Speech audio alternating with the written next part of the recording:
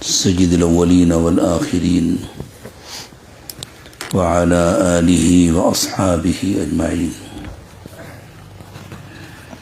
أما بعد فأعوذ بالله من الشيطان الرجيم. بسم الله الرحمن الرحيم. قل يا أيها الكافرون لا أعبد ما تعبدون ولا أنتم عابدون ما أعبد ولا أنا عابد ما عبدتم ولا أنتم عابدون ما أعبد لكم دينكم ولي دين. سبحان ربك رب العزة عما يصفون وسلام على المرسلين والحمد لله رب العالمين. اللهم صل على سيدنا محمد وعلى آل سيدنا محمد وبارك وسلم. اللهم صل على سيدنا محمد وعلى آل سيدنا محمد وبارك وسلم. اللهم صل على سيدنا محمد وعلى آل سيدنا محمد وبارك وسلم.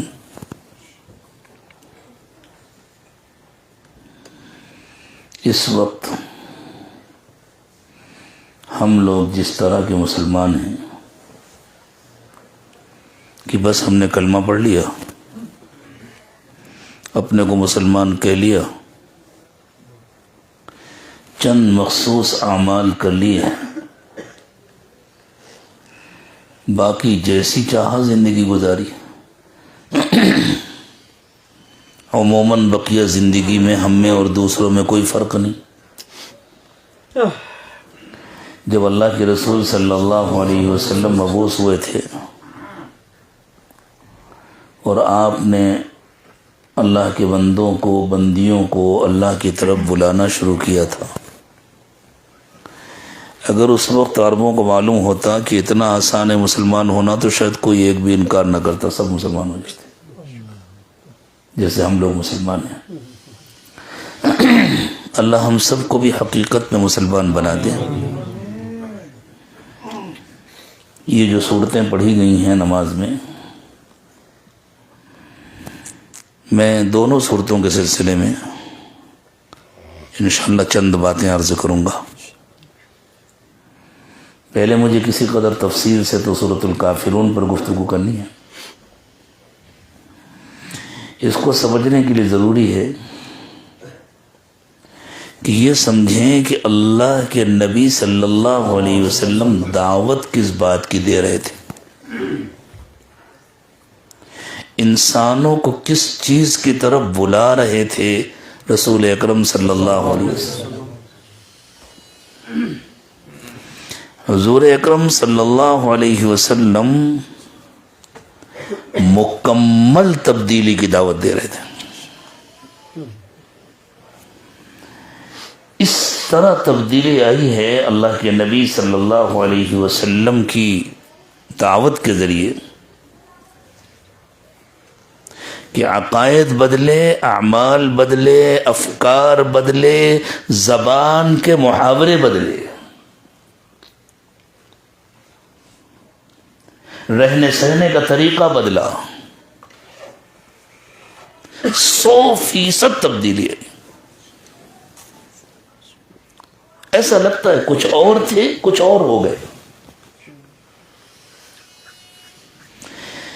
اور صحابہ کرام جب کلمہ پڑھتے تھے تو وہ اپنے کو 100% اللہ اور اس کے رسول کے حوالے کرتے تھے کہ اب ہم کو ایک نئی زندگی کا آغاز کرنا ہے. پچھلی پوری زندگی پر جیسے حرف غلط کی طرح قلم پھیر دیا جائے، یہ سب غلط ہے. اب جو اللہ کے نبی صلی اللہ علیہ وسلم کہیں گے ہمیں وہ کرنا ہے.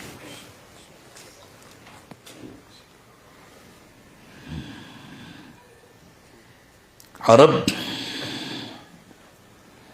حج کے موقع پر قربانیاں کرتے تھے. جب انہوں نے کلمہ پڑھ لیا تو ان کو اس کا انتظار تھا اب ہمیں کیا کرنا ہے، قربانی کرنا ہے یا نہیں کرنا۔ جب اللہ کے نبی صلی اللہ علیہ وسلم نے بھی قربانی کو برقرار رکھا تو صحابہ کرام نے سوال کیا ما هذه الاضاحی یا رسول اللہ، حضور یہ ہم سے قربانی کیوں کرائی جا رہی ہے؟ ہم تو اپنی جاہلیت کے زمانے میں کرتے تھے، یہ نہیں کہ صاحب ہمارے باپ دادا کرتے ہیں ہم کیوں چھوڑیں۔ بالکل اس کا الٹا سوال، ہمارے یہاں سوال یہ ہوتا ہے فلاں کام ہمارے یہاں خاندان میں ہوتا چلا آ رہا ہے، باپ دادا کرتے چلے آ رہے ہیں تو ہم کیوں چھوڑیں۔ وہاں الٹا سوال تھا، ہم تو جاہلیت کے زمانے میں کرتے تھے اب کیوں کرائی جا رہی ہے، اس کی وجہ کیا ہے؟ ما هذه الاضاحی یا رسول اللہ صلی اللہ علیہ وسلم، حضور یہ قربانیاں کیا ہیں؟ حضور نے فرمایا سنت ابیکم ابراہیم، یہ تمہارے باپ حضرت ابراہیم کا طریقہ ہے، یعنی اس کا تعلق تمہاری جاہلیت سے نہیں ہے، یہ تمہارے باپ دادا کی ایجاد نہیں تھی۔ حضرت ابراہیم علیہ السلام کے جو بچے کچے طریقے تمہارے یہاں باقی رہ گئے تھے جاہلیت کے باوجود اور تمہارے آبا اور اجداد کے بھٹک جانے کے باوجود، ان میں سے ہے قربانی۔ تو ان کو خیال ہے ٹھیک ہے باپ کا طریقہ ہے، اس کو ہم زندہ رکھیں گے، لیکن اب تو وہ جیتے تھے آخرت کے لیے تو ہمیں کچھ ملے گا بھی، یہ صرف ایک طریقہ ہے جس کو باقی رکھنا ہے، صرف ایک رواج ہے جس کو زندہ رکھنا ہے، یا ہمیں آخرت میں بھی کچھ ملے گا۔ یہ ذہن بنایا تھا نبی اکرم صلی اللہ علیہ وسلم، ہر کام کے کرتے وقت ان کی نظر اس پر ہوتی تھی اس سے ہم کو جنت ملے گی یا نہیں، اس کام کے ذریعے ہم جہنم سے بچیں گے یا نہیں، اس کام کے ذریعے اللہ ہم سے راضی ہوں گے یا نہیں۔ تو انہوں نے اگلا سوال کیا ما لنا فیہا یا رسول اللہ صلی اللہ علیہ وسلم، حضور ہمیں ملے گا کیا؟ قال بکل شعرۃ حسنہ، ارے تم سوچ نہیں سکتے اتنا ملے گا، جتنے بال ہیں اتنی نیکیاں ملیں گی۔ بکری کے اتنے بال نہیں ہوتے جتنے بھیڑ کے بال ہوتے ہیں، آپ کے یہاں تو بھیڑ ہوتی ہے نا، شپ ہوتی ہے، کتنے بال ہوتے ہیں کبھی گن پر سکتا ہے کوئی؟ تو انہوں نے عرض کیا فالصوف یا رسول اللہ، حضور اگر اون ہو تو حضور نے فرمایا ہاں اون میں بھی ہر بال کے بدلے میں نیکی ملے گی۔ تو دیکھیں کیسا ذہن بدلا صحابہ کرام کا۔ صحابہ اللہ کے گھر کا طواف کرتے تھے اور حج اور عمرے میں صفا اور مروہ کے درمیان کی سعی بھی کرتے تھے، گھٹی میں پڑی ہوئی تھی ان کے سعی، نہ معلوم کب سے ہوتی چلی آ رہی تھی، باپ دادا کے زمانے سے۔ جب انہوں نے کلمہ پڑھا تو انہیں خیال آیا بھائی اللہ کے گھر کا طواف تو اس لیے ہوتا ہے کہ اللہ کا گھر ہے، یہ تو دو پہاڑیاں ہیں، کہیں ایسا تو نہیں کہ ہمارے باپ دادا اپنی گمراہی کی وجہ سے کوئی نیا کام کرنے لگے ہوں، تو اب ہمیں صحیح کرنا چاہیے یا نہیں کرنا چاہیے؟ تو اللہ تعالیٰ نے حکم نازل فرمایا ان الصفا والمروة من شعائر اللہ، جس طرح کعبہ اللہ کی ایک نشانی ہے، جس طرح کعبہ شعائر اللہ میں سے ہے، اسی طرح صفا اور مروہ بھی شعائر اللہ میں سے ہیں۔ فمن حج البیت او اعتمر فلا جناح علیہ ان یطوف بہما، جس نے بیت اللہ کا حج کیا یا عمرہ کیا اس کے لیے صفا اور مروہ کے درمیان سعی کرنے میں کوئی حرج نہیں ہے۔ صفا اور مروہ کے درمیان کی سعی عمرے کا رکن ہے، حج میں واجب ہے۔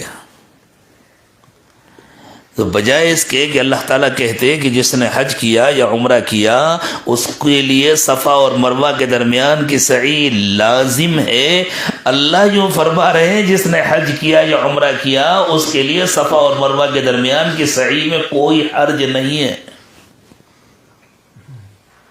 اس فرق کو سمجھیے. جب نبی اکرم صلی اللہ علیہ وسلم کریں گے تو لازم ہو ہی جائے گا. وہ تو حضور نے بتلا دیا کہ لازم ہے. ان کو خیال یہ آیا تھا کہیں یہ جاہلیت کا طریقہ تو نہیں ہے. تو یہ کہہ کر کہ کوئی حرج نہیں ہے، اللہ تعالیٰ بتلا رہے نہیں یہ جاہلیت کا طریقہ نہیں ہے، یہ ہمارے دین کا وہ حصہ جو تھوڑا بہت باقی رہ گیا تھا تمہارے آبا اور اجداد کی زندگی میں، اس میں سے ایک ہے. وہ اپنے آپ کو بالکل حوالے کر دیتے تھے، 100% اپنے کو اللہ اور اس کے رسول کے سپرد کرتے تھے اور اپنی پچھلی زندگی مکمل چھوڑ دیتے تھے. جیسے ایک بچے کی پیدائش ہوتی ہے نا اور وہ زندگی کا آغاز کرتا ہے. ایک بزرگ کی عمر 65 سال تھی. 65 کو آپ کے یہاں 65 ہی کہتے ہیں، کچھ اور کہتے ہیں؟ ہاں 65 وہی.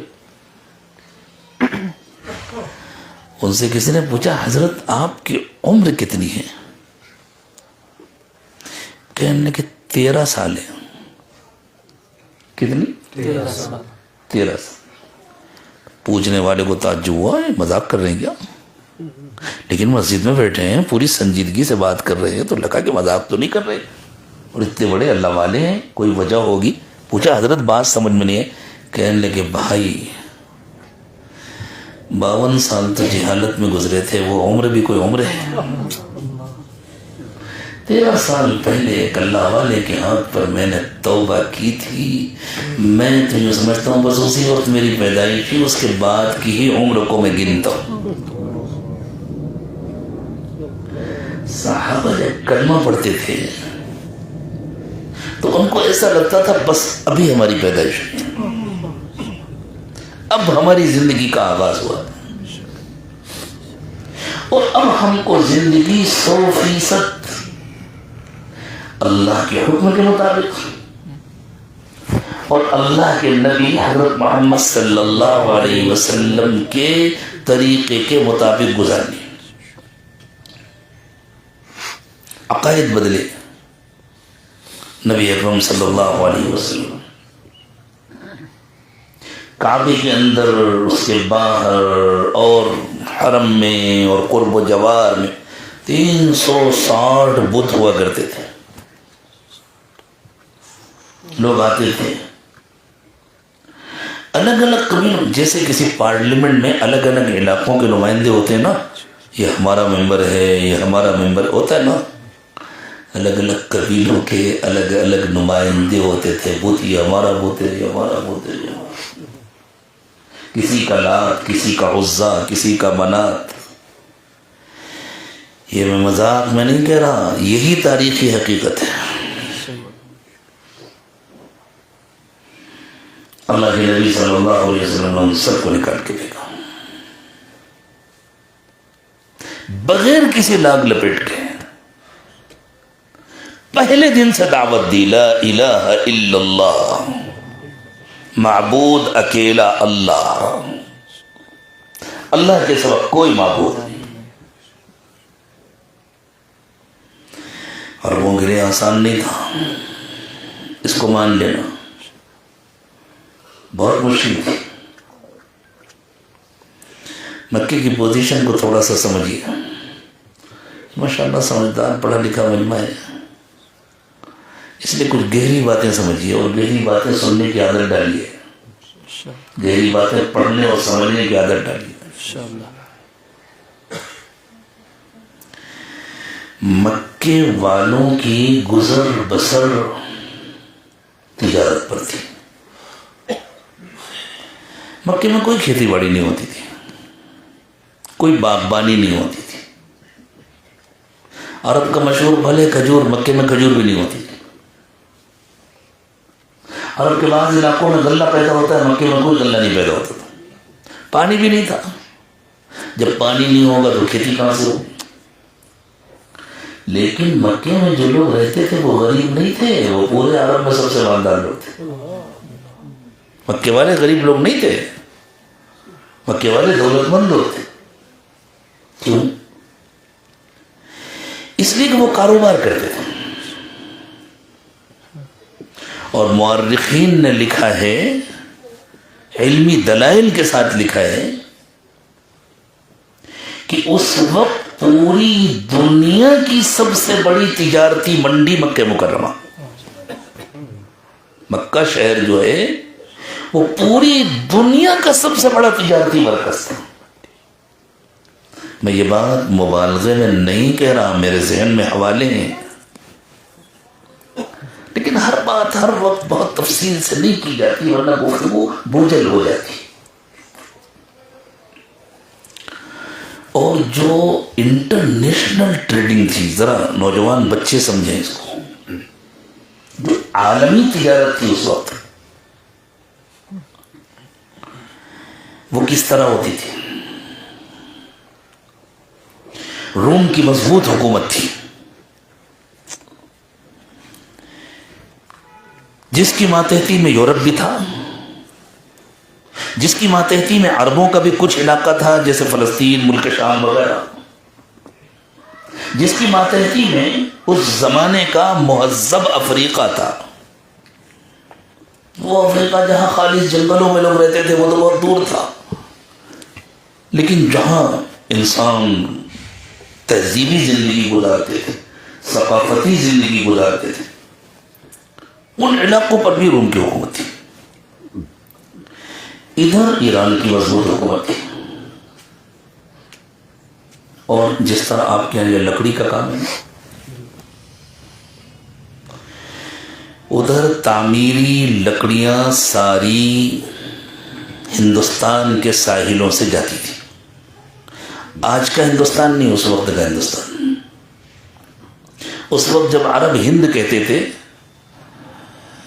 تو سارے ساحل مراد ہوتے تھے، آگے تک، جس میں بمبئی کے قریب کا تھانہ، وسئی، اور ادھر کیرلا، پھر آگے بڑھ کر کے برما، پھر ملیشیا، انڈونیشیا، اس پورے علاقے سے لکڑیاں جاتی تھی۔ ہندوستان سے تلواریں جاتی تھی، اسی لیے عربوں کے یہاں جو بہت شاندار تلوار ہوتی تھی اس کو المہنت کہتے تھے، میڈ ان انڈیا۔ المہنت کے معنی ہے جیسے آج چائنا کا مال آتا ہے نا، اس زمانے میں انڈیا کا مال جاتا تھا، ہندوستان کا۔ غلے یہاں سے جاتے تھے، مسالے یہاں سے جاتے تھے، ہاتھی دانت یہاں سے جاتا تھا، دوائیں یہاں سے جاتی تھیں، جڑی بوٹیاں، تعمیرات کے لیے لکڑی یہاں سے جاتی تھی، لوہا یہاں سے جاتا تھا۔ یہ سارے خزانے مشرق میں تھے، اور پہنچے کیسے؟ مشرق کو مغرب سے جوڑنے کے لیے سمندر کا کوئی راستہ انسانوں کو معلوم نہیں تھا، پتہ ہی نہیں، بہت بعد میں دریافت ہوا، وہ ساؤتھ افریقہ کے بازو سے، کیپ ٹاؤن کی طرف سے، بہت بعد میں معلوم ہوا۔ انسانوں کو ان سامانوں کی ضرورت تھی، کیسے پہنچے؟ یہ سارا سامان سمندر کے راستے سے یمن جاتا تھا۔ یمن سے آگے بڑھنے کی کسی کی ہمت نہیں تھی، یمن کے آگے پورا جزیرۃ العرب، اور جزیرۃ العرب میں جو قبائل آباد تھے ان سے بچ کر کوئی نہیں نکل سکتا تھا، وہ بڑے وحشی قسم کے قبائل تھے، خانہ بدوش تھے، لوٹ مار کو وہ اپنا ہنر سمجھتے تھے اور اپنا حق سمجھتے تھے۔ ہمارے علاقے سے کوئی نکلنا ہم چھین لیں گے، کہتے ہمارے طاقت ہے، ہم نے اپنی طاقت سے چھینا۔ اس لیے دنیا میں کسی قوم کی ہمت نہیں تھی کہ یمن سے اس سامان کو ملک شام تک لے جائے، اور یہ سارا سامان جب ملک شام کی منڈیوں میں جا کے بیچتا تھا تو وہاں سے آگے جاتا تھا، پورے یورپ میں جاتا تھا، افریقہ میں جاتا تھا، روم کی جو حکومت تھی پوری حکومت میں جاتا تھا۔ لیکن یمن کی منڈی سے ملک شام کی منڈی تک سامان پہنچے کیسے؟ جیسے یوں سمجھ لو مسجد کے اس کنارے سے اس کنارے تک کیسے پہنچے؟ ادھر تک تو آ گیا اور وہاں سے آگے چلا جائے، یہاں سے وہاں تک کیسے پہنچے؟ یہ جو قریش تھے مکے میں رہنے والے، چونکہ سارا عرب بیت اللہ کا حج کرتا تھا، اللہ کے گھر جاتا تھا، اور قریش بیت اللہ کے رکھوالے تھے، دیکھ بھال کرتے تھے، اس کے مجاور تھے، اس کے خدام تھے، وہ حاجیوں کی خدمت کرتے تھے، تو اللہ کے اس گھر کی نسبت کی وجہ سے قریش کو ایک خاص عزت حاصل تھی۔ پھر ان لوگوں نے یہ کیا تھا کہ درمیان میں جتنے قبیلے آباد تھے، جہاں جہاں سے ان کے تجارتی قافلے گزرتے تھے، یہ ان سب کو اپنی تجارت میں حصہ دیتے تھے۔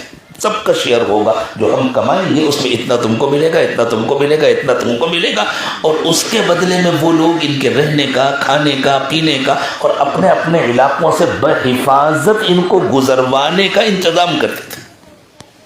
جیسے آپ کے یہاں سے کانوائے گزرتا ہے نا، اس کی حفاظت کے انتظامات ہوتے ہیں، وہ ان کا کانوائے گزرتا تھا اور یہ لوگ انتظام کرتے تھے۔ یہ پوزیشن صرف قریش کی تھی اور کسی کی نہیں تھی،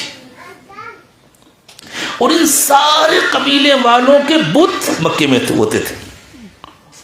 یہ جب آتے تھے اللہ کے گھر کا طواف کرنے تو یہ ایک دوسرے کی بتوں کی پوجا نہیں کرتے تھے، اپنے اپنے بتوں کی، بالکل سب کا سپریٹ دین۔ آج ہنسی آتی ہے نا، اس زمانے میں وہی ان کی زندگی تھی۔ ان کو محمد صلی اللہ علیہ وسلم کی دعوت پر ہنسی آتی تھی۔ کمال ہے، کہیں یہ بات بھی چل سکتی ہے کہ سب کے خدا کنڈم ہو جائیں، سب کے خدا کینسل ہو جائیں، سب کے خدا گویا ریٹائرڈ ہو جائیں، اور محمد صلی اللہ علیہ وسلم جسے ایک خدا کا نام لے رہے ہیں سب ایسا مان لے، یہ تو ہو ہی نہیں سکتا۔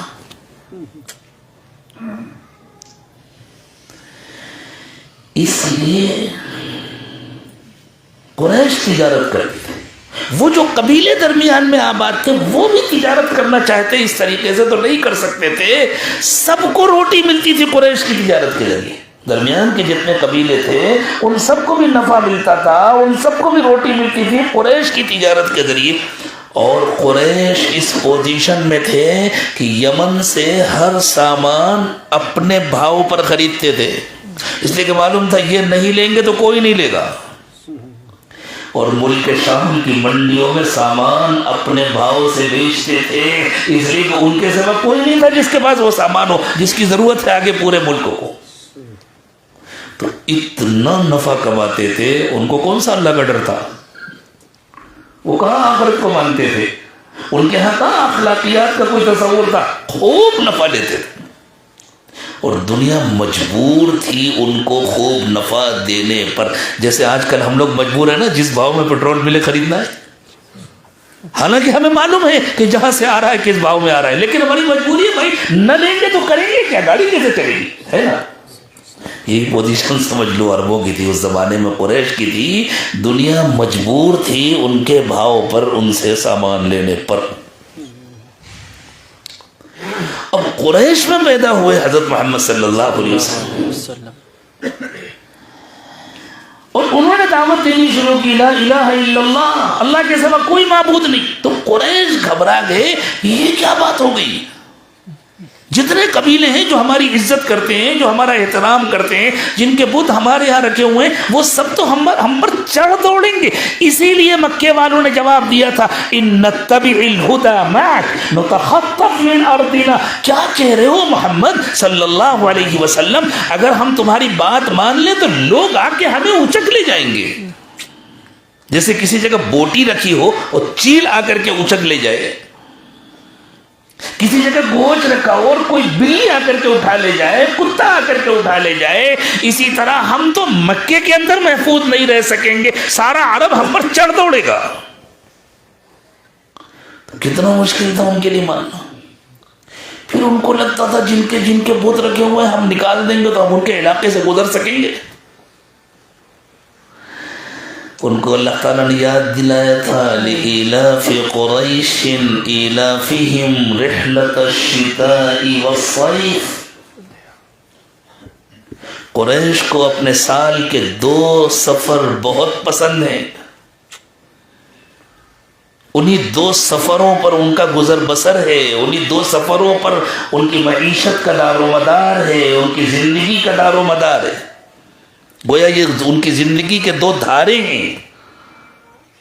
سردی کے زمانے میں وہ یمن جاتے تھے اور گرمی کے زمانے میں وہ ملک شام جاتے تھے. جیسے سردی کے زمانے میں آپ لوگ جموں جاتے ہیں اور گرمی کے زمانے میں جموں والے آپ کے آتے ہیں. یمن گرم علاقہ تھا، ملک شام ٹھنڈا علاقہ تھا. تو قریش یہ کرتے تھے کہ سردی کے زمانے میں یمن کا سفر کرتے تھے، گرم علاقے کا، تو ذرا ان کو راحت بھی ملتی تھی اور وہاں سے سامان کی خریداری کرتے تھے. اور فاصلہ بھی اچھا خاصا تھا نا، بیچ میں کاروبار کرتے ہوئے، خریدتے بیچتے، درمیان والوں کی بھی ضرورتیں پوری کرتے ہوئے. اور پھر جب گرمی کا زمانہ آتا تھا تو ملک شام جاتے تھے، وہاں کے ٹھنڈے ٹھنڈے موسم سے لطف اندوز ہوتے تھے اور وہاں وہ اپنا سامان بیچتے تھے. اسی سے ان کے گھروں میں چولہے جلتے تھے. فَلْيَعْبُدُوا رَبَّ هَذَا الْبَيْتِ، تو ان لوگوں کو چاہیے کہ وہ اس گھر کے مالک کی عبادت کریں. الَّذِي أَطْعَمَهُم مِّن جُوعٍ، جس نے ان کے بھوک کو ختم کرنے کا انتظام کیا ہے، کہ کھانے کا انتظام کیا ہے. وَآمَنَهُم مِّن خوف، اور جس نے ان کو امن دیا ہے، یہ بے خوف ہو کر کے پورے علاقے کا سفر کرتے ہیں. اس گھر کی برکت تھی. تو ان کے لیے یہی بہت بڑی مصیبت تھی کہ کیا کہہ رہے ہیں محمد صلی اللہ علیہ وسلم. یہ کہہ رہے ہیں کہ سب کو چھوڑ دو، ایک اللہ کی عبادت کرو، ہم تو جی نہیں سکتے. بہت مشکل تھا عربوں کے لیے، بہت مشکل تھا. ابو جہل نے، ابی بن خلف نے، ابو لہب نے اور جن لوگوں نے بھی مخالفت کی تھی، ان بیچاروں کی نظر صرف ظاہری حالات پر تھی. اور صرف ظاہری حالات پر جس کی نظر ہو وہ مخالفت کو ہی سمجھداری سمجھے گا، عقل مندی سمجھے گا کہ بھائی یہ تو خودکشی کی دعوت ہے. تو واقعی یہ لوگ جن کی نظر صرف ظاہری حالات پر تھی، وہ یوں سمجھ رہے تھے کہ محمد صلی اللہ علیہ وسلم کی دعوت کھلی ہوئی خودکشی کی دعوت ہے. آسان نہیں تھا اس دعوت کو قبول کرنا، لیکن خوش نصیبوں نے قبول کیا اور بد نصیبوں نے اس کو رد کیا. اور پھر ان کی بد نصیبی بھی سب کو معلوم ہو گئی اور خوش نصیبوں کی خوش نصیبی بھی معلوم ہو گئی. یہی کیا کم تھا کہ حضور یہ کہہ رہے ہیں کہ ایک اللہ کی عبادت کرو، اسی کو ماننا آسان نہیں تھا. آگے حضور نے فرمایا مرنے کے بعد اٹھنا بھی ہے. یہ بات تو کسی کو سمجھ میں نہیں آتی تھی، یہ کیسے ہو سکتا ہے، کیسے اٹھیں گے؟ آج تک تو کسی کو اٹھتے ہوئے دیکھا نہیں. پرانی قبروں کو ہم کھودتے ہیں تو جسم بھی نہیں ملتا، ہڈیوں کا ڈھانچہ ملتا ہے، وہ بھی بوسیدہ ہو جاتا ہے. بہت مشہور کافر تھا ابی بن خلف، نام تو سنا ہوگا. ایک مرتبہ وہ کہیں سے ایک پرانی ہڈی لے کر گئے، بہت پرانی، جو بوسیدہ ہو چکی تھی. اور جب ہڈی بہت پرانی ہو جاتی ہے، بوسیدہ ہو جاتی ہے، تو وہ بھربھری ہو جاتی ہے. اس کو اگر دبا دو تو بالکل بھوسا ہو جاتی ہے، چورا چورا ہو جاتی ہے. وہ لے کر کے آیا اور حضور اکرم صلی اللہ علیہ وسلم کے سامنے. وہ لوگ تو یہ سمجھ رہے تھے نعوذ باللہ کہ پتہ نہیں کیسی باتیں کرنے لگے ہیں محمد صلی اللہ علیہ وسلم، جبکہ ان کو معلوم تھا محمد صلی اللہ علیہ وسلم سے زیادہ سمجھدار کوئی انسان عرب میں نہیں پیدا ہوا. ان کو معلوم تھا ہمارے سارے عقل مندوں کی عقل مندیاں فیل ہیں حضرت محمد صلی اللہ علیہ وسلم کی عقل اور سمجھ کے مقابلے میں. ان کو معلوم تھا یہ سچے ہیں، جھوٹے نہیں ہیں. ان کو معلوم تھا یہ امانت دار ہیں، یہ خائن نہیں ہیں. ان کو یہ بھی معلوم تھا کہ یہ ہمارے ہمدرد ہیں، یہ ہم کو دھوکہ نہیں دے رہے. لیکن اس کے باوجود یہ باتیں ہی ان کے نہیں سمجھ میں آتی تھی. ایسا کیسے ہوگا، کیسے اٹھیں گے دوبارہ؟ تو وہ ہڈی لے کر کے آیا ابی بن خلف اور محمد صلی اللہ علیہ وسلم کے سامنے آ کر کے اس نے کہا کہ محمد تم کہتے ہو کہ مرنے کے بعد دوبارہ اٹھایا جائے گا. اور پھر اس ہڈی کو یوں دبایا، پورا چورا ہو گیا ہاتھ میں. اور یوں کر کے ایسے ہاتھ کر کے یوں پھونکا حضور کی جانب اور یوں کہا من یحیی العظام وہی رمیم، یہ ہڈیاں جب ایسی بوسیدہ ہو جائیں گی تو ان کو کون اٹھائے گا، کون زندہ کرے گا؟ اللہ تعالیٰ نے سورہ یاسین میں اس کا جواب نازل فرمایا وَضَرَبَ لَنَا مَثَلًا وَنَسِيَ خَلْقَهُ، نالائق ہم سے باتیں بناتا ہے، اپنی پیدائش کو بھول گیا۔ قَالَ مَن يُحْيِي الْعِظَامَ وَهِيَ رَمِيمٌ، کہتا ہے یہ ہڈیاں بوسیدہ ہو جائیں گی تو کون زندہ کرے گا؟ قُلْ يُحْيِيهَا الَّذِي أَنشَأَهَا أَوَّلَ مَرَّةٍ، آپ کہہ دیجئے جس نے پہلی مرتبہ بنایا تھا وہی زندہ کرے گا۔ کیسے بنایا تھا اللہ تعالیٰ؟ ہڈیاں کہاں بنی تھی؟ کہاں بنی تھی؟ صرف ماں کے پیٹ میں نہیں بنی، باہر آنے کے بعد بھی تو بنی ہے۔ بچہ جب پیدا ہوتا ہے تو اس کی ہڈی کتنی بڑی ہوتی ہے؟ اصلاً تو ماں کے پیٹ میں بنی، وہاں مٹیریل کہاں سے گیا؟ وہاں کوئی ہڈی تھی لیکن کتنی چھوٹی چھوٹی ہوتی ہیں، اور جب بندہ جوان ہوتا ہے تو کتنی بڑی بڑی ہو جاتی ہیں۔ ایک چھوٹی بڑی کیسے بنی؟ کس نے بنایا؟ اللہ نے بنایا نا۔ اور کاہے سے بنایا؟ غذاؤں کے ذریعے۔ وہ غذا کہاں سے آئی؟ مٹی سے۔ اور آدمی مرنے کے بعد کہاں جائے گا؟ مٹی میں۔ وہیں سے تو آئی سب کچھ، سب کچھ وہیں سے نکل کر کے آیا، اور مرنے کے بعد وہیں تو جانا ہے۔ منہا خلقناکم وفیہا نعیدکم ومنہا نخرجکم تارۃ اخری، اسی سے تو ہم نے تمہیں پیدا کیا ہے، اسی میں ہم تمہیں واپس کریں گے، اور اسی سے ہم تمہیں دوبارہ اٹھائیں گے۔ اور ابھی بھی تو بن رہی ہے نا۔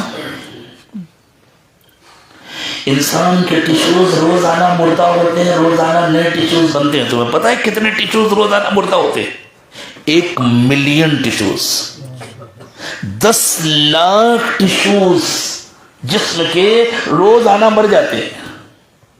اور جو ہم کھانا کھاتے ہیں اس کے ذریعے سے روزانہ 10 لاکھ نئے ٹیشوز پیدا ہوتے ہیں۔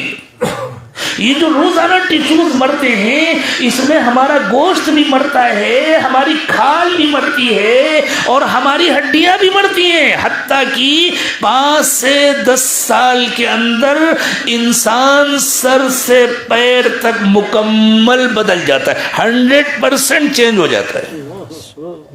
ہر وقت بنا رہے اللہ تعالیٰ ہڈیاں، بنا رہے نا، گوشت بھی بنا رہے ہیں، ہڈیاں بھی بنا رہے ہیں، دل بھی بنا رہے ہیں، دماغ بھی بنا رہے ہیں، سب کچھ بنا رہے ہیں، ہمیں پتہ ہی نہیں چل رہا لیکن ہر وقت بنا رہے ہیں۔ جو اللہ ہر وقت بنا رہے ہیں وہی اللہ ایک مرتبہ پھر بنا دیں گے قیامت کے دن۔ کون سا مشکل کام ہے؟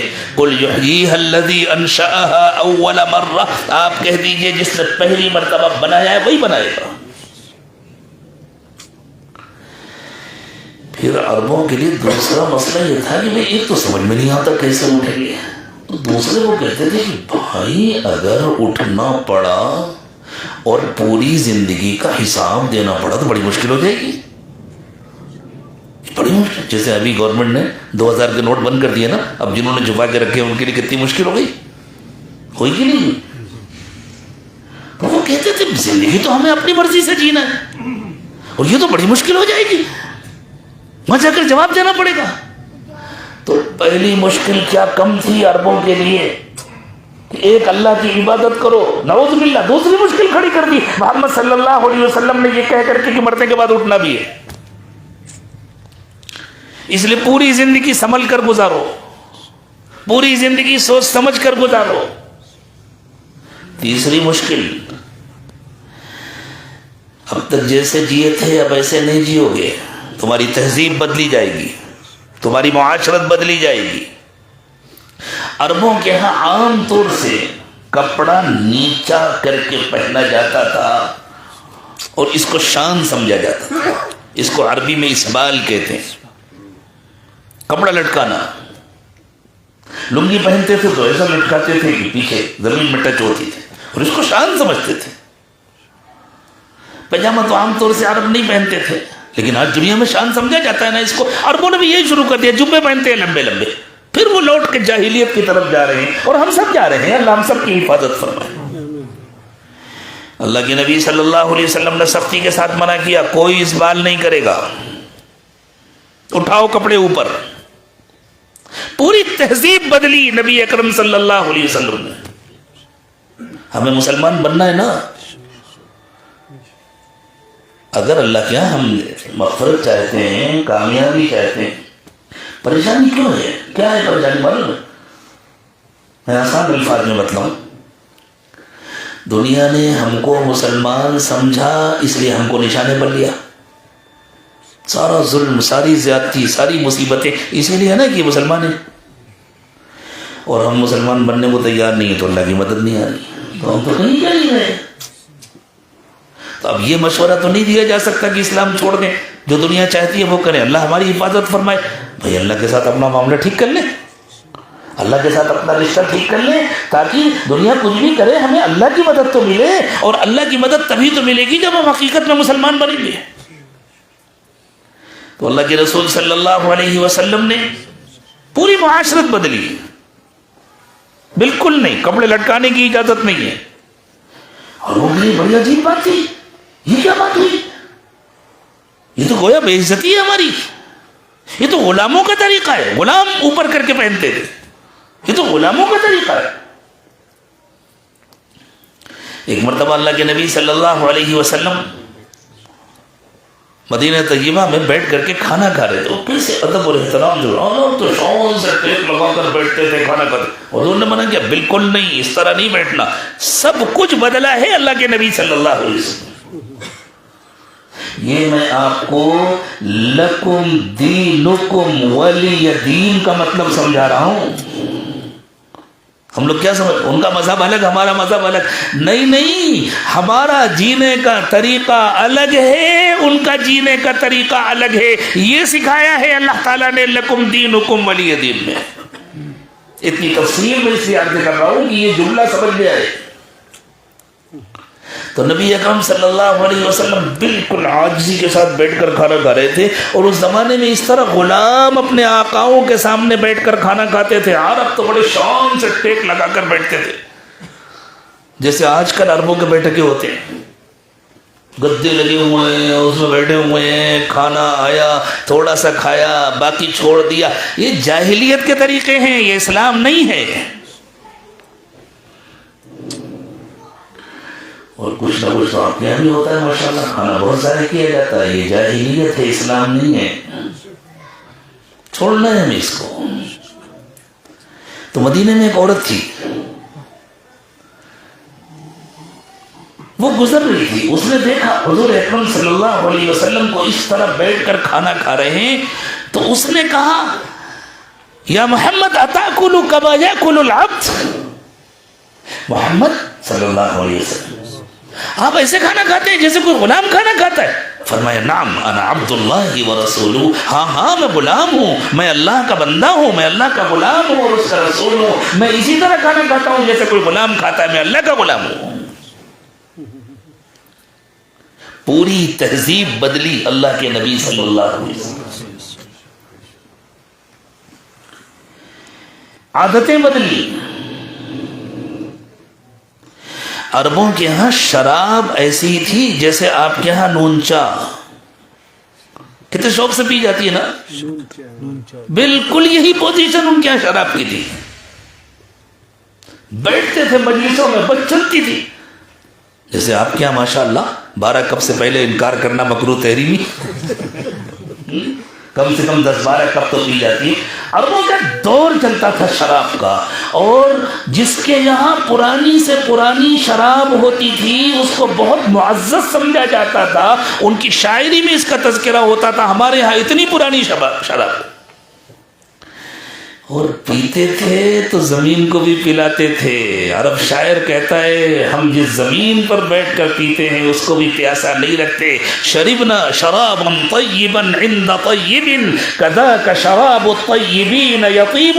شربنا واحرقنا على الارض جرعة وللارض من كأس الكرام نصیب. ہم نے اپنے ایک بڑے سردار کے پاس بیٹھ کر, ایک بہت ہی بلند مقام آدمی کے پاس بیٹھ کر کے شراب پیا, اور وہ سردار جتنا عالی مقام اس کی شراب بھی اتنی شاندار تھی. اور جب ہم نے شراب پیا تو جس زمین پر بیٹھ کر پی رہے تھے اس سے کہا لے تو بھی پینا، تو کیوں پیاسی رہے؟ ایک گھونٹ ہم نے زمین پر گرایا۔ ان کا طریقہ ہوتا تھا جام لیتے تھے اور تھوڑا سا زمین پر چھلکاتے تھے، کہتے تھے ہم زمین کو پلا کر کے پیتے ہیں۔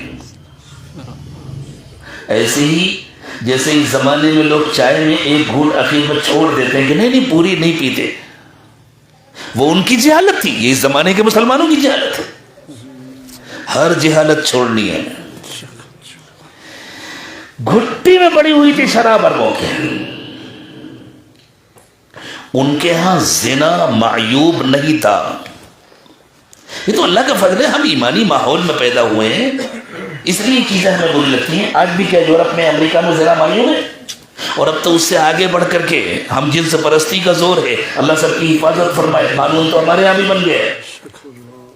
یہ ساری برائیاں ان کے ہاں روزمرہ کی زندگی کا حصہ تھی، حتیٰ کہ ان لوگوں نے ان گندگیوں کو، ان برائیوں کو رسول اکرم صلی اللہ علیہ وسلم کے خلاف بطور اسلحہ استعمال کیا تھا، ہتھیار کے طور پر استعمال کیا تھا۔ ایک بہت بڑا مشہور شاعر گزرا ہے عاشا، اس نے اللہ کے نبی صلی اللہ علیہ وسلم کی تعریف میں ایک پورا قصیدہ کہا تھا۔ بنو قیس کا شاعر تھا، بڑا قصیدہ، بہت بڑا قصیدہ کہا تھا کہ ہمارے درمیان اللہ کے نبی ہیں، وہ باتیں بتلاتے ہیں جو عام انسانوں کو نہیں معلوم، وہ اخلاق سکھاتے ہیں، وہ محبت سکھاتے ہیں، اس کی تعلیم دیتے ہیں۔ اور اپنے علاقے سے سفر کر کے آیا مکہ مکرمہ اسلام قبول کرنے کے لیے۔ وہ بااثر آدمی تھا، مکے والے اس کو روکنے کی پوزیشن میں نہیں تھے، بڑے مضبوط قبیلے کا تھا، اس کو روکتے تو قبیلہ چڑھ دوڑتا، بڑا لحاظ کرتے تھے مکے والے ان سب چیزوں کا۔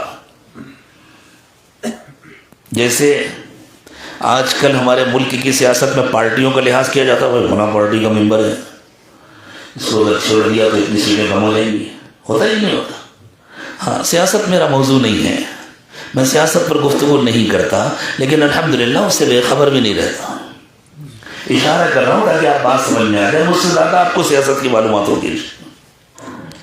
آج کل ایک شخص کی گرفتاری کے بڑے مطالبے ہو رہے ہیں، لیکن حکومت کی ہمت نہیں ہو رہی، کیوں؟ اس کی وجہ سے کچھ سیٹیں ملتی ہیں، مضبوط آدمی ہے۔ تو وہ جو شاعر آ رہا تھا وہ مضبوط آدمی تھا، تو عربوں کو معلوم تھا اس کو طاقت سے نہیں روک سکتے۔ وہ بلال نہیں تھے، وہ عمار نہیں تھے، وہ یاسر نہیں تھے جن کو مکے والے ستا لیا کرتے تھے، وہ ایک مضبوط قبیلے کا نمائندہ تھا اور مشہور آدمی تھا۔ تو مکے کے کچھ لوگوں کی باہر ہی اس سے ملاقات ہو گئی، پوچھا کہاں جا رہے ہوگا؟ تمہیں نہیں معلوم تمہارے ہاں اللہ کے رسول ہے، میں کلمہ پڑھنے کے لیے جا رہا ہوں۔ تو معلوم ہے مکے والوں نے کیا کہا؟ ارے تم کہاں جا رہے ہو؟ ان کے پاس وہ زنا سے منع کرتے ہیں، ہتھیار بنایا تھا ان نالائقوں نے، وہ زنا سے منع کرتے ہیں۔ یہ سوچ کر کے کہ بھائی یہ تو نہیں جوڑ سکتا مجھ سے۔ میں آپ کو بتلاؤں، اس زمانے کی بات ہے، ایک نوجوان ہے، وہ کافی عرصے تک جاپان میں تھے۔ تو ایک مرتبہ میں نے ان سے پوچھا کہ جاپانیوں کا کیا حال ہے، اسلام کے بارے میں ان کا کیا خیال ہے؟ تو انہوں نے کہا کہ اکثر جاپانی کہتے ہیں اسلام بہت اچھا ہے، لیکن ہم اپنا نہیں سکتے، اس لیے کہ اسلام زنا اور شراب سے منع کرتا ہے اور ہم ان دونوں چیزوں کو نہیں چھوڑ سکتے۔ جاپانیوں کو کہنا ہے اسلام زنا اور شراب سے منع کرتا ہے اور ہم ان دونوں چیزوں کو نہیں چھوڑ سکتے۔ تو مکے والے یہ پروپیگنڈا کرتے تھے عرب میں، تم کس کے چکر میں پڑ رہے ہو، یہ تمہیں زنا اور شراب سے منع کرتے ہیں۔ تو جب ان لوگوں نے کہا یار وہ تو زنا سے منع کرتے ہیں، انہو یحرم الزنا، یہ لفظ ہے روایت کا، انہو یحرم الزنا، وہ تو زنا پر پابندی لگاتے ہیں، وہ تو زنا سے منع کرتے ہیں۔ تو اس نے کہا میں بوڑھا ہو گیا ہوں، مجھے اس کی کوئی ضرورت نہیں ہے۔ لوگوں نے سوچا ارے یہ نہیں مانے گا، یہ اگر کلمہ پڑھ لے گا تو اس کا پورا قبیلہ کلمہ پڑھ لے گا، یہ بہت طاقت مل جائے گی محمد صلی اللہ علیہ وسلم کو۔ تو معلوم ان لوگوں نے کہا کیا کہا، اس کی کنیت تھی ابو بصیر، کہا ابو بصیر تم کو اگلی بات ہم بتلائیں، وہ شراب سے بھی منع کرتے ہیں۔ اس کو چھوڑنا تو آسان نہیں ہے تو اللہ کے رسول، لیکن بھائی شراب کو چھوڑنا تو اتنا آسان نہیں ہے، شراب سے تو دل بہلتا ہے، یہ اس کا جملہ ہے، شراب سے تو دل بہلتا ہے، شراب سے تو غم غلط ہوتے ہیں. اچھا کام کرتا ہوں، میں ابھی واپس چلا جاتا ہوں، ذرا 1 سال اچھی طرح پیوں گا، پھر آ کر کلمہ پڑھوں گا. واپس چلا گیا اور اسی سال مر گیا. اس کی قسمت میں ہدایت تھی. کتنا مشکل تھا اس زمانے میں انسانوں کے لیے زنا چھوڑنا، شراب چھوڑنا. اللہ کے نبی صلی اللہ علیہ وسلم نے اسے سمجھوتا نہیں کہ بس تم کلمہ پڑھ لو، مسلمان ہو جاؤ، باقی ٹھیک ہے دھیرے دھیرے چھوٹتا رہے گا. نہیں نہیں، چھوٹے گا تو مسلمان ہوگے ورنہ نہیں ہوگے. سمجھ میں آ رہی نا بات؟ ہاں، سب کچھ چھوٹے گا تو مسلمان ہوں گے. اب ہمیں تو اللہ نے مسلمان پیدا کیا ہے تو ہمیں اب سب کچھ چھوڑنا ہے انشاءاللہ. ہر غلط کام کو چھوڑنا ہے، ہر غلط چیز کو چھوڑنا ہے. اللہ کے نبی صلی اللہ علیہ وسلم نے زنا کو ختم کیا، شراب کو ختم کیا. شراب کی حرمت جب نازل ہوئی، اس لیے شراب کی حرمت تدریجی طور پر نازل ہوئی. ایک دم سے نہیں چھوڑ سکتی تھی اتنی بڑی قوم سے شراب. تو پہلے اللہ تعالیٰ نے یہ اشارہ دیا کہ شراب اللہ کو پسند نہیں ہے. ابھی حرمت نہیں نازل ہوئی لیکن یہ اشارہ دیا کہ شراب اللہ کو پسند نہیں ہے. فرمایا لا تقربوا الصلاة وانتم سکارى حتى تعلموا ما تقولون. دیکھو نشے کی حالت میں نماز پڑھنے نہ آیا کرو جب تک نشہ اتر نہ جائے، اس وقت تک مسجد آنے کی اجازت نہیں. اور سارے صحابہ کرام نے کہا جس کو پی کر کے نشے کی حالت میں مسجد آنے کی اجازت نہیں، اب ہم آج سے اس کو چھوڑ دیتے ہیں. تو بہت ساروں نے چھوڑ دیا اور ایک ذہن بنا. ٹھیک ہے منع تو نہیں کیا گیا لیکن یہ کوئی اچھی چیز نہیں ہے. جب یہ ذہن اچھی طرح بن گیا تو اس کے بعد اللہ تعالیٰ نے شراب کو حرام قرار دیا. اور جب شراب کی حرمت کی آیت مدینہ طیبہ میں نازل ہوئی ہے تو مدینے میں بارش میں نالیوں میں جتنا پانی بہتا تھا اس سے زیادہ شراب بہی. پھینک دیا سب نے لکھ کر. ذہن بن جو اللہ کہیں گے، جو اللہ کے رسول کہیں گے ہمیں وہ کرنا ہے. کتنا مشکل کام تھا. پھر حضور اکرم صلی اللہ علیہ وسلم نے سود سے منع کیا.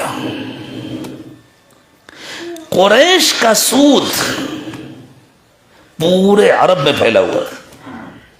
پورے عرب میں قریش کا مالدار لوگ تھے نا، خوب سودی قرضے دیتے تھے، تجارت سے بھی کماتے تھے، سود کے ذریعے بھی کماتے تھے، خوب سودی قرضے دیتے تھے. حجت الوداع کے موقع پر جب سود کی حرمت نازل ہوئی ہے تو سیدنا عباس رضی اللہ تعالی عنہ کا بہت بڑی مقدار میں سود تھا جو مختلف قبیلوں میں پھیلا ہوا تھا. رسول اکرم صلی اللہ علیہ وسلم نے اعلان فرمایا میں سب سے پہلے اپنے چچا عباس کا سود ختم کر رہا ہوں، صرف اصل رقم ملے گی، کسی کو سود نہیں ملے گا.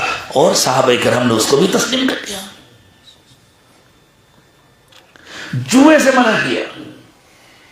آج پوری دنیا کی معیشت سود اور جوئے پر قائم ہے، لیکن فی الحال اس کو مٹانا ہمارے بس میں نہیں ہے. اپنی ذات سے ختم کرنا ہمارے بس میں ہے. ہم بینکوں کو نہیں بند کرا سکتے، ہم دنیا کی انٹرنیشنل ٹریڈنگ نہیں ختم کرا سکتے، اور ہمیں ان سے کام کرنا ہے مجبوراً. لیکن اپنی ذات میں تو ختم کر سکتے ہیں کہ ہم سود نہ لیں، ہم سود نہ کھائیں، جہاں تک ہو سکے سودی قرضوں سے بچیں. جوا، سارا انشورنس سسٹم جوئے پر قائم ہے. اب تو جو بڑی تجارتیں ہیں وہ جوئے پر ہو رہی ہیں. ہمارے یہاں ٹیکسٹائل سینٹر ہے جس شہر میں رہتا ہوں، ایک بھاؤ نہیں رہتا کپڑے کا، ایک بھاؤ نہیں رہتا دھاگے کا، یون کا بھاؤ اونچا نیچا ہوتا ہے، سٹے بازاری کی وجہ سے، جوئے کی وجہ سے. اللہ کے نبی صلی اللہ علیہ وسلم نے جوئے سے منع کیا. عربوں کی گھٹی میں پڑا ہوا تھا جوا.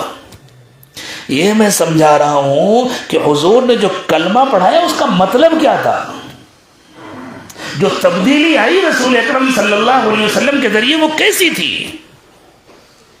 چلیے اس سے زیادہ میں تفصیل میں نہیں جاؤں گا. اس کے بعد حضور اکرم صلی اللہ علیہ وسلم نے زبان کے محاورے بھی بدل دیے. عربوں کے ہاں ایک محاورہ تھا، وہ کہتے تھے انصر اخاک ظالما او مظلوما. اپنے بھائی کی مدد کرو، سچا ہو کہ جھوٹا، اچھا ہو کہ برا. یہ میں آسان سا ترجمہ کر رہا ہوں تاکہ بات سمجھ میں آ جائے. بس اچھا ہو چاہے برا ہو، اپنے بھائی کی مدد کرو. یہ دیکھو اپنا کدھر ہے. نبی اکرم صلی اللہ علیہ وسلم نے پہلے تو اس کی تربیت فرمائی حضرات صحابہ کرام کی. اپنا مت دیکھو، یہ دیکھو سچا کون ہے، یہ دیکھو حق پر کون ہے، یہ دیکھو مظلوم کون ہے، جو مظلوم ہے اس کی مدد کرو، ظالم کی مدد نہ کرو، چاہے تمہارا سگا بھائی ہو، ظالم کی مدد نہ کرو، چاہے تمہارا باپ ہو، چاہے تمہاری اولاد ہو۔ یا ایھا الذین آمنوا کونوا قوامین بالقسط شہداء للہ، ایمان والو تمہارا کام انصاف برپا کرنا ہے، اللہ کی خاطر زمین پر انصاف برپا کرو۔ ولو علی انفسکم او الوالدین والاقربین، چاہے یہ انصاف تمہاری اپنی ذات کے خلاف ہو یا تمہارے والدین کے خلاف ہو یا رشتہ داروں کے خلاف ہو، تمہیں حق کا ساتھ دینا ہے، تمہیں انصاف برپا کرنا ہے، تمہیں مظلوم کا ساتھ دینا ہے، تمہیں ظالم کا ساتھ نہیں دینا۔ وَإِن طَائِفَتَانِ مِنَ الْمُؤْمِنِينَ اقْتَتَلُوا فَأَصْلِحُوا بَيْنَهُمَا، اگر مسلمانوں کی دو جماعتوں میں آپس میں جھگڑا ہو جائے تو پہلے تو تم جھگڑا ختم کرنے کی کوشش کرو۔ فَإِن بَغَتْ إِحْدَاهُمَا عَلَى الْأُخْرَى، اور اگر کوئی ایک جماعت ظلم پر ہی آمادہ ہو، دوسرے کے ساتھ زیادتی کرے اور ماننے کو تیار نہ ہو، فَقَاتِلُوا الَّتِي تَبْغِي، تو ظالموں کے خلاف کھڑے ہو جاؤ اور ان سے مقابلہ کرو۔ حتی تفیء الی امر اللہ، جب تک وہ اللہ کے فیصلے پر راضی نہ ہو جائے، جب تک اللہ کے حکم کی طرف واپس آنے کو تیار نہ ہو جائے، اس وقت تک تم ان کا مقابلہ کرو۔ فإن فاءت فاصلحوا بینہما بالعدل واقسطوا۔ آپ کے یہاں نماز کتنے بجے ہے؟ جب واپس آ جائیں تو پھر ان کے درمیان اصلاح کرو۔ یہ تربیت کی اللہ کے نبی صلی اللہ علیہ وسلم نے۔ حضور کو تو سب کچھ بدلنا تھا نا۔ اس کے بعد ایک موقع آیا کہ آپ نے خطبہ دیتے ہوئے ارشاد فرمایا، انصر اخاک ظالما او مظلوما، اپنے بھائی کی مدد کرو، اچھا ہو چاہے برا۔ صحابہ ایک دم سے چونک گئے، صحابہ کی تربیت ہو چکی تھی۔ انہوں نے عرض کیا، یا رسول اللہ، ہمارا بھائی مظلوم ہو، ہمارا بھائی اچھا ہو تو اس کی مدد کرنا تو ہمیں معلوم ہے، اگر وہ برا ہے، وہ غلط ہے، وہ ظالم ہے تو ہم کس طرح اس کی مدد کریں؟ کہ کھڑے ہو جائیں اس کے خلاف؟ جو ہم جاہلیت کے زمانے میں کرتے تھے وہ کریں، آپ نے تو اس سے منع کیا ہے۔ نبی اکرم صلی اللہ علیہ وسلم نے فرمایا، نہیں، اگر تمہارا بھائی ظالم ہے تو اس کی مدد یہ ہے کہ اسے ظلم نہ کرنے دو تاکہ وہ جہنم میں جانے سے بچ جائے، یہ اس کی مدد ہے۔ اب دیکھو حضور نے کیا کیا بدلا، عقائد بدلے، اعمال بدلا، تہذیب بدلی، افکار و خیالات بدلے، پوری زندگی بدلی، لباس بدلا، اٹھنا بیٹھنا بدلا، حتیٰ کہ زبان بدلی، محاورے بدلے۔ اب جس کو نہیں پسند اللہ کا دین، جس کو نہیں پسند یہ تبدیلی، اس کے لیے اعلان ہے، مسلمانوں تمہیں جو دین دیا گیا اس کے اوپر جمے رہو، جھگڑا مت کرو، سب سے محبت کا معاملہ کرو، سب کو محبت کے ساتھ اللہ کی بات سمجھانے کی کوشش کرو، لیکن تمہارا کردار سے یہ اعلان ہونا چاہیے۔ ہر اعلان زبان سے ہونا ضروری نہیں ہے، تمہارا کردار سے یہ اعلان ہونا چاہیے، تمہاری پختگی یہ اعلان کرے، لکم دینکم ولی دین، تمہیں تمہاری تہذیب مبارک ہو، ہم ننگے نہیں پیدا ہوئے، ہمیں اللہ نے لباس دے کر بھیجا ہے۔ ایک مرتبہ ایک اسکول میں گیا، بچوں کا داخلہ کرانا تھا، اسکول کا اپنا یونیفارم تھا اور وہ اپنا نہیں تھا، وہ تو یورپ والوں کا تھا۔ تو ہم نے جا کے اسکول والوں سے کہا، یہ دیکھیں ہمارے بچے آئیں گے، آپ کے یہاں پڑھیں گے، لباس پہن کر آئیں گے، کرتا پیجامہ ٹوپی۔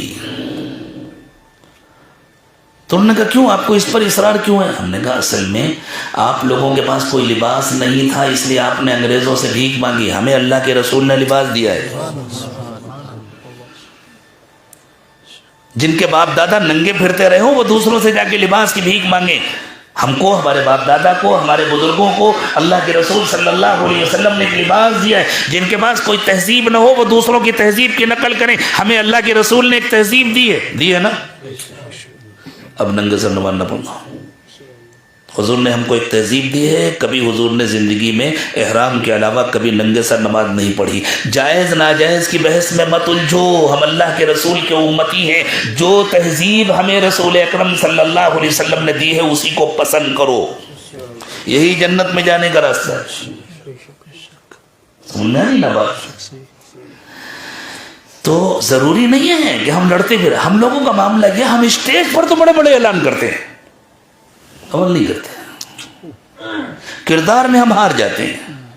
اللہ یہ چاہتے ہیں ہر بات کا اسٹیج سے اعلان ضروری نہیں، کردار کی پختگی پیدا کرو، اپنے اندر کردار کی پختگی پیدا کرو. کوئی کسی کی پوجا کرتا ہے کرنے دو، کہہ دو ہمارا رب اللہ ہے.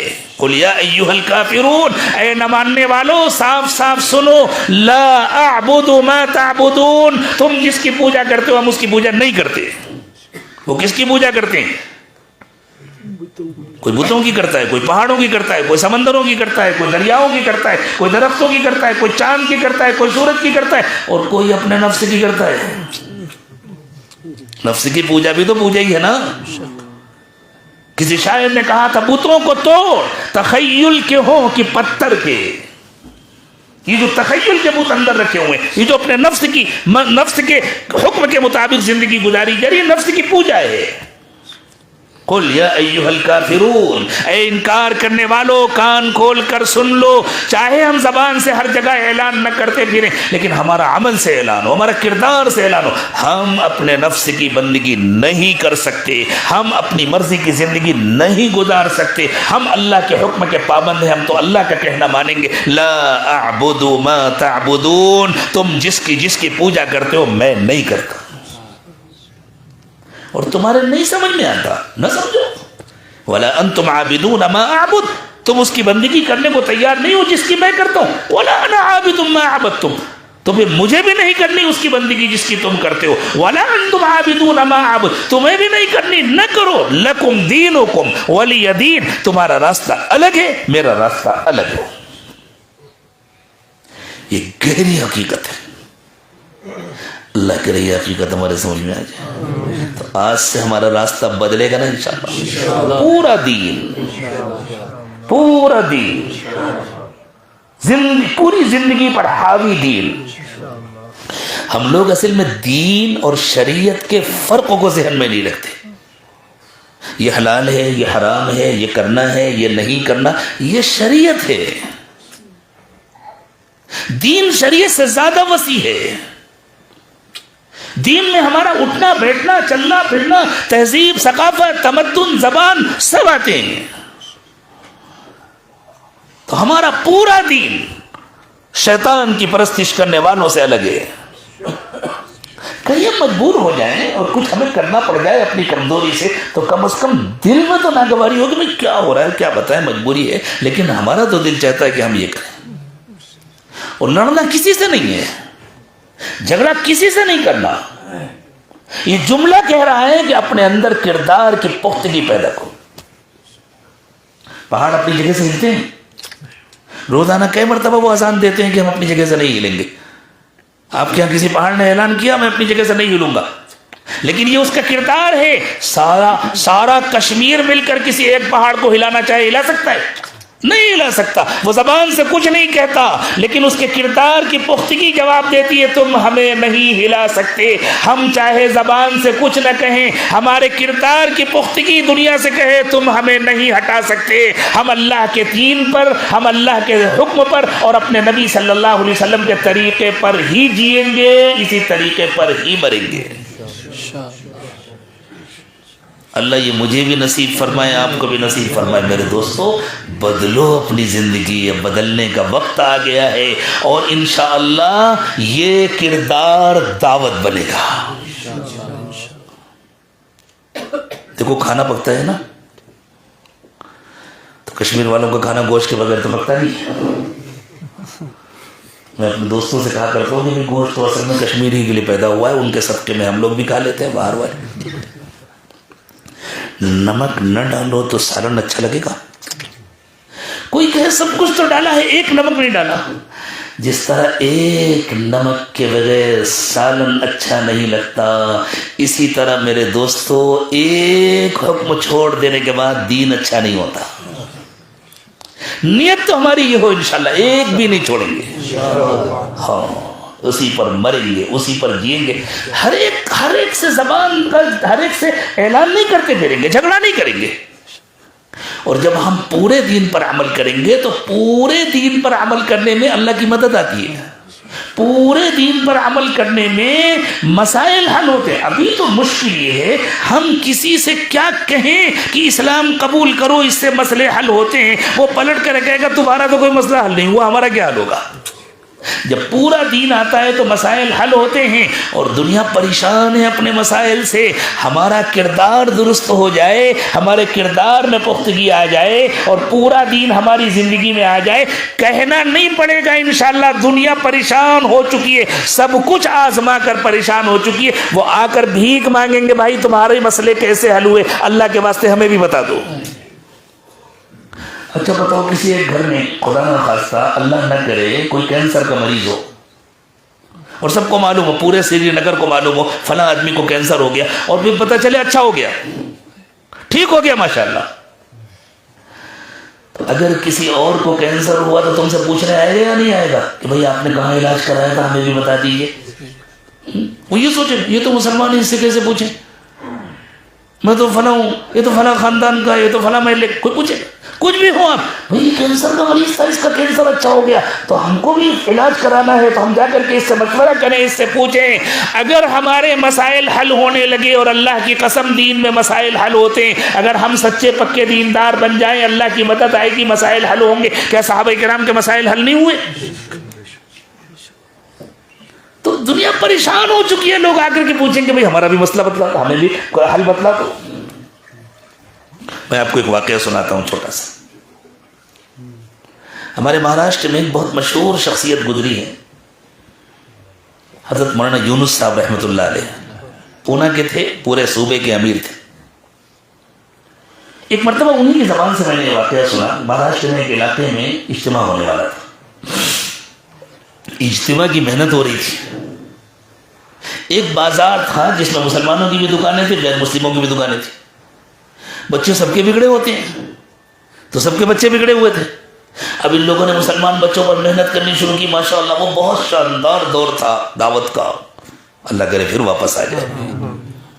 تو محنت کرنی شروع کی اور بچوں کو لے گئے 4-4 مہینے کے لیے. اب جو وہ واپس آئے ماشاءاللہ تو عمل بھی بدل گیا تھا, کردار بھی بدل گیا تھا, بااخلاق بھی ہو گئے تھے. تو مولانا یونس صاحب نے یہ واقعہ سنایا کہ اس بازار کے غیر مسلم آئے اور انہوں نے آ کے کہا مولانا یہ کیا ظلم ہے, آپ صرف اپنے بچوں کو لے جاتے ہو, ہمارے بچوں کو کیوں نہیں لے جاتے, ان کو بھی لے جاؤ نا, اتنا اچھا بنا کے لاؤ. دنیا پیاسی ہے میرے عزیزو, دنیا پیاسی ہے, بدلو تو اپنے آپ کو, تم نمونہ بن جاؤ گے اور اللہ کی مدد آئے گی. جب مسائل حل ہوں گے تو ساری دنیا مسائل سے جوجھ کر تنگ آ چکی ہے. پھر جو کام زبان سے کہنے سے نہیں ہوتا وہ خاموشی سے ہوگا. لیکن کردار کی پختگی, یہ آیت کردار کی پختگی سکھا رہی ہے. قرآن قیامت تک کے لیے, صرف مکے کے لیے تھوڑی نازل ہوئی تھی یہ سورت, قیامت تک کے لیے نازل ہوئی. تو قیامت تک کے لیے ایمان والوں کو یہ جملہ کردار کی پختگی سکھا رہا ہے. دنیا ادھر سے ادھر ہو جائے تم اتنے پختہ ہو کہ چاہے زبان سے کہو یا نہ کہو سب کو سمجھ میں جائے بھائی یہ نہیں ماننے والے, بھائی یہ نہیں بدلنے والے. لکم دینکم ولی دین, تم کو تمہارا طریقہ مبارک ہو, ہمیں ایک طریقہ ملا ہے اللہ کی طرف سے, اللہ کے رسول کی طرف سے, ہم اس پر جیتے ہیں, اسی پر مرتے ہیں. کریں گے نا سب لوگ انشاءاللہ. اب میں دوسری صورت کے بارے میں ایک بات سنا دوں آپ کو. یہ جو دوسری صورت ہے سورۃ النصر, اذا جاء نصر اللہ والفتح. ایک بہت بڑے اسلامی اسکالر گزرے ہیں, ڈاکٹر حمید اللہ صاحب, جو اصل تو حیدرآباد کے تھے لیکن ان کی بقیہ پوری زندگی فرانس میں گزری. انہوں نے فرانسیسی زبان میں قرآن پاک کا ترجمہ کیا, فرانسیسی زبان میں انہوں نے بہت ساری کتابیں لکھی. اور ایک بار جب فرانس گئے تو پھر واپس نہیں آئے, اور بالکل وہاں فرانس میں بھی فقیرانہ زندگی گزارتے تھے. پیرس میں رہتے تھے ایک چھوٹے سے مکان میں, وہیں ان کی کتابیں, وہیں ان کا اسٹور رکھا ہوا, وہیں ان کا چولہا, اکیلے رہتے تھے اور اپنی خدمت, یا کوئی ان کے شاگرد اور ان کے معتقدین آ جاتے تھے. روزانہ ان کے پاس لوگ آتے تھے کلمہ پڑھنے کے لیے, روزانہ بڑی تعداد میں. انہوں نے اپنی ڈائری میں لکھا کہ جب کوئی آتا تھا تو میں اس سے وجہ پوچھتا تھا کہ تم اسلام کی کس بات سے متاثر ہوئے. کوئی کسی بات سے متاثر ہوتا ہے, کوئی کسی بات سے متاثر ہوتا ہے, اور میں نوٹ کر لیتا تھا. تو فرانس کا ایک بہت بڑا سنگر تھا, بعد میں اللہ نے ان کو ہدایت دے دی.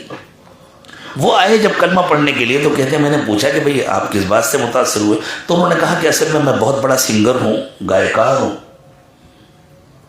اور میں موسیقی کا بڑا ماہر ہوں, میوزک کا بہت بڑا ماہر ہوں.